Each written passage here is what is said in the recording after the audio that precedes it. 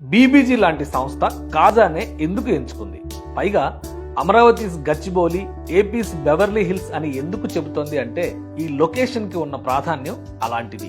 ఇది అమరావతి ఫ్యూచర్ రూపం. ఈ రెడ్ లైన్ లో కనిపిస్తుంది అమరావతి ఓఆర్ఆర్. హైదరాబాద్ ఓఆర్ఆర్ కంటే 40 కిలోమీటర్లు పెద్దది. దీని మధ్యలోనే అమరావతి విశ్వరూపం చూడబోతున్నాం మనం. ఇక ఈ blue line Amaravati inner ring road.